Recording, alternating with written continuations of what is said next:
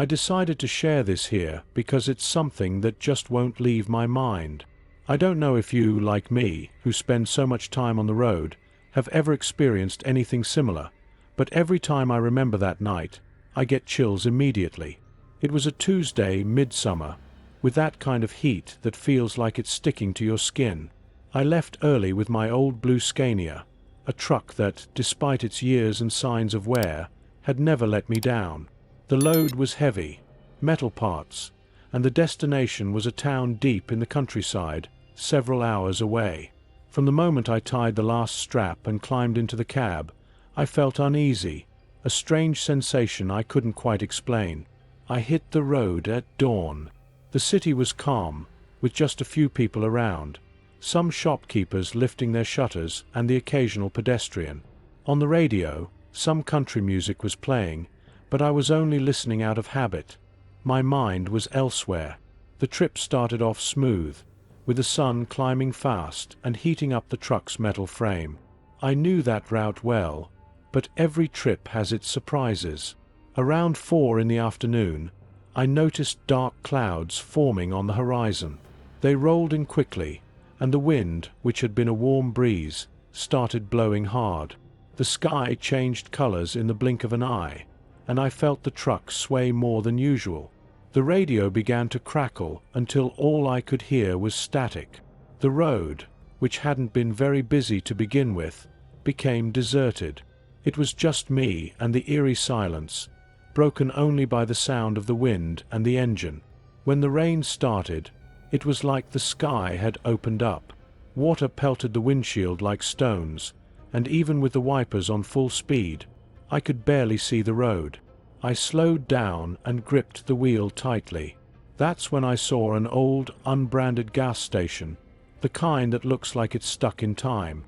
I decided to pull over until the rain let up. The station's yard was empty, except for a small car near the pumps that looked abandoned. I jumped out of the cab and ran to the diner, the rain soaking me in seconds. Inside, the smell hit me right away. Stale coffee and oil. The attendant, a thin man with tired eyes, just nodded at me. Sitting near the window was an old man in a hat, who looked more like a statue staring at the rain than an actual person. "The road's closed up ahead," he said suddenly, without turning away from the window. "Bridge went down in the last storm." That caught me off guard. The detour I'd have to take went through a secondary road I knew was in bad shape. I left the diner to grab my map from the cab. That's when I caught a quick movement out of the corner of my eye. Someone crouched near the truck's wheels. I turned my head, but all I saw was the rain and wet asphalt. Maybe it was just a trick of the water's reflection. I shifted gears and took the detour. The secondary road was narrow, flanked by tall trees whose branches almost touched overhead. The sky stayed dark, and I didn't pass a single other vehicle. The only sounds were the hum of the engine and the occasional crack of branches. By 9 at night, with total darkness around me, I saw a figure standing by the roadside. It was a person, motionless, wearing a dark coat that looked soaked through. I couldn't see their face, just their posture, still staring at the road. I drove past without slowing down, and a chill ran down my spine instantly. I glanced in the rearview mirror, but they were gone. That stretch of road was tricky, full of curves, and I didn't want to risk stopping. Still, the feeling of being watched wouldn't leave me. Minutes later, a loud metallic thud came from the trailer, as if something had struck the load. My heart raced, and I instinctively hit the brakes. I checked the mirror, but all I saw was darkness staring back at me. Grabbing a flashlight, I stepped out to check. I walked around the truck, my boots sinking into the mud, the flashlight beam sweeping over the tall grass and trees. Nothing. But just as I was about to climb back into the cab, I heard another sharp thud from the other side of the trailer. I ran over with the flashlight, but again, nothing. The silence was worse than any answer. I climbed back into the truck, locked the doors, and checked the mirrors several times before starting the engine again. I arrived at my destination around 3 in the morning, exhausted and still on edge. As the workers began unloading the cargo, I overheard them talking about truckers who had seen strange things in that area. I didn't say a word, just stood there, waiting for the first light of day.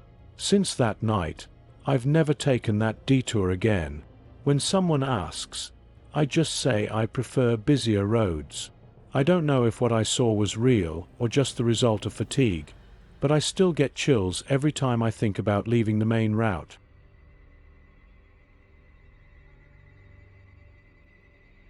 This one isn't easy to share, but there are things you see on the road that you just never forget. This happened about 3 years ago during a nighttime trip. It was a long and tiring route, and as always, I took advantage of the early morning hours to avoid traffic and save time. That night, I had already been driving for hours. My eyes were heavy, but I was still focused on getting to my destination. Around 2 in the morning, I was driving through a deserted area with sugarcane fields stretching out on both sides of the road. The sky was clear, almost cloudless, and the only light cutting through the darkness was from my headlights. It was one of those nights so quiet that even the sound of the engine felt louder than usual. Suddenly, I saw a figure on the side of the road, a few meters ahead. As I got closer, I realized it was a woman. She was holding the hand of a small child, who looked about 5 or 6 years old. The first thing that caught my attention was that they were standing on the right side of the road, off the shoulder, in a place where there was absolutely nothing. No houses, no lights, no other cars. I pulled the truck over a bit ahead of them and rolled down the window. The woman looked at me and waved. Her expression was serious, but I could tell she seemed nervous or uneasy. Her face was pale, and her straight dark hair framed her face in a way that seemed odd, almost stiff, like it was wet or stuck to her skin. The boy was silent, looking down, gripping her hand tightly without letting go for even a second. "Sir, could you give us a ride to the city?" she asked in a low voice, almost a whisper, as if she were exhausted. I thought it was strange.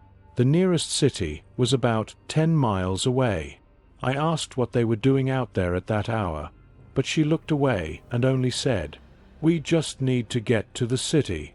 My son is very tired." Looking closer, I noticed they were both barefoot. Even so, there wasn't a speck of dirt or dust on their feet, which I found odd, given the area was all dirt and road. I considered saying no. Something inside me was screaming that something wasn't right, but then I looked at the child and felt a pang of guilt. I couldn't leave a woman and a child stranded on the road at that hour. They climbed in and sat on the passenger seat. The woman got in first, and the boy sat in the middle, between her and me. With every mile, I kept glancing at them out of the corner of my eye, but the atmosphere was getting heavier and heavier. They barely spoke. All I could hear was their breathing, especially the boy's, which was slightly labored, like he had a cold. I tried to make small talk now and then, but the woman's responses were always short. Then she said something in an almost inaudible tone. "We need to get to the city soon. We've been on this road for far too long." That sent a shiver down my spine. The way she said, "far too long," sounded strange. Her voice had a worn-out, almost desperate quality, as if it were more of a plea than a statement. The silence returned, and the discomfort grew. After about 10 minutes of driving, I glanced at her again through the rearview mirror, and her face looked even paler than before. The boy. He was sitting completely still, staring straight ahead without blinking, as if in a trance. As we approached the turnoff leading into the city, I saw the lights of the first houses. I told her we were almost there. That's when I noticed something that still gives me chills to this day. I glanced at the dashboard and saw that the temperature in the cab had dropped. It was freezing, inexplicably cold. Even at night, the warmth of the engine usually keeps the cab relatively warm, but inside, It had gotten cold out of nowhere. Then, when I looked over at her again, she turned to face me. Her face was completely blank, her eyes locked onto mine. Cold, empty, as if they belonged to someone who wasn't really there. She said one final thing. "Thank you for taking us. We needed to leave that place." In that second, I instinctively looked away, and when I turned back to face them, they were gone. The passenger seat was empty, with no sign of them. Only the seatbelt was slightly pulled, as if something had been weighing it down, but it slowly returned to its normal position. I pulled the truck over to the side of the road, my heart racing, and got out to check. I was sweating and nearly breathless. I walked around the truck, checked everything around me. There were no footprints, no signs, nothing. They had simply vanished. After that, I got back in the truck, still trying to process what had just happened. I started the engine and drove straight into the city without stopping to think. I stayed at a truck stop until dawn, trying to convince myself that it had been a hallucination caused by exhaustion. When I asked some locals about it, an old man told me that years ago, a woman and her son had been in an accident on that same road while returning to the city late at night. They said they had been there for hours before being found, but by the time help arrived, it was too late. I know some people think these stories are just superstitions, but anyone who spends enough time on the road knows. There are things you see that you just can't forget. Ever since that night, I make a point of never driving alone in that area in the middle of the night.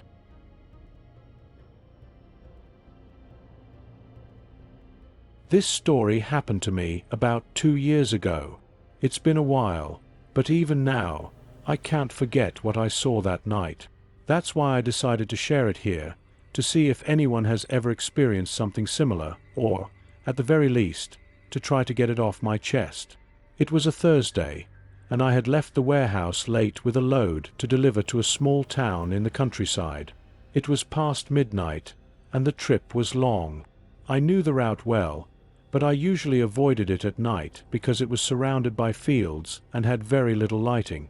The road was deserted, and the only lights were from the occasional farmhouse in the distance or the few scattered streetlights that barely lit the path.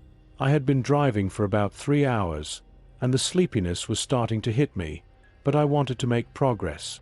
I'd had a strong cup of coffee and opened the window to let in some fresh air. The night was quiet, the kind of silence that keeps you on edge.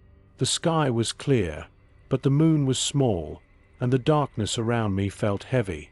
It was as if everything around was still. Around 2 in the morning, I entered a stretch of road bordered by a large cornfield, with rows of crops lining both sides of the highway. If you've ever passed a cornfield at night, you know how unsettling it can be. The plants grow tall, taller than a person, and all you see is a sea of dark leaves stretching as far as your headlights reach. It feels like anything could be hiding in there, waiting for you to pass. As I drove through that stretch, I began to hear a strange noise, something that wasn't coming from the engine or the wind. It sounded like a sort of gallop, as if something was running on the asphalt, but it was moving very quickly, keeping pace with the truck. At first, I thought it might be some animal that had wandered onto the road, but as the sound grew louder, I started to think it was something bigger. I sped up a little, and the sound stayed with me, matching my speed.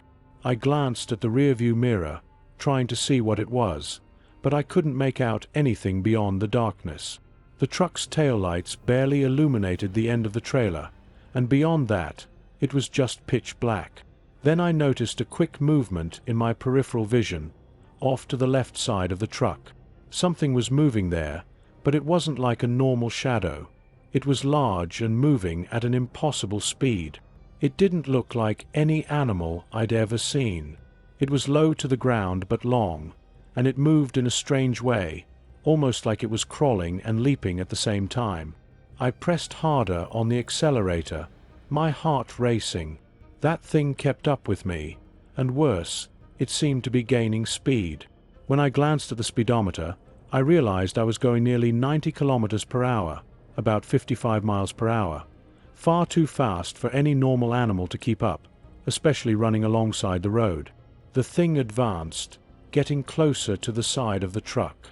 I could hear a scraping sound, like claws or something hard brushing against the asphalt occasionally, but I still couldn't see it clearly. Every second, the fear inside me grew. My hands were locked on the steering wheel, and I couldn't take my eyes off the mirrors, trying to catch a glimpse of what was chasing me. Then, for a split second, I saw something in the side mirror.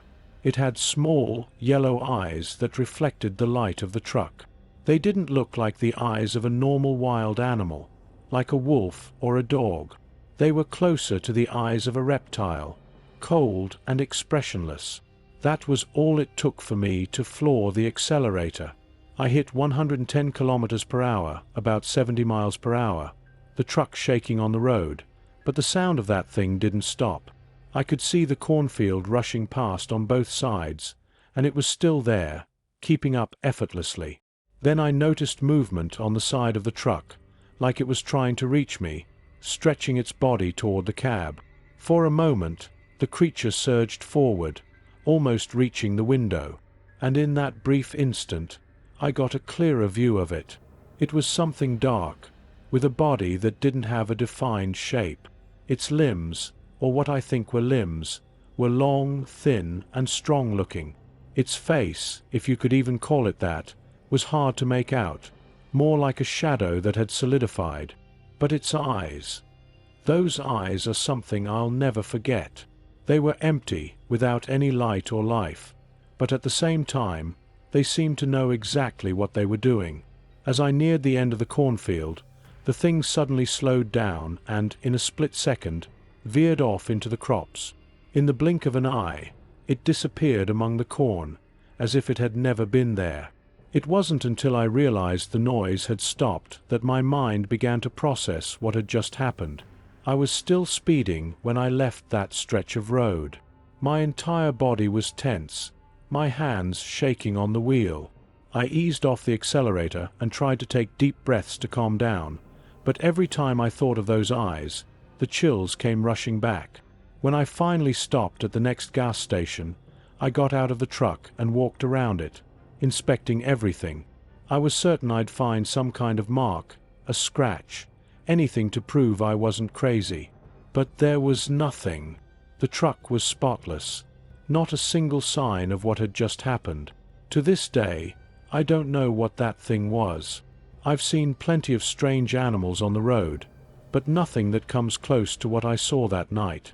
I've spoken to other truckers who travel the same route, and none of them have ever seen anything like it. If it was some kind of wild animal, I couldn't say. But every time I pass by a cornfield at night, I feel that same chill in my spine and press the accelerator without looking to the side. The only thing I can say for sure is that whatever that thing was, it wasn't a normal animal. Hello. If you enjoyed this content, don't forget to subscribe to the channel, leave a like, and share it with your friends. This helps us grow and bring even more new content. Thank you, and see you next time.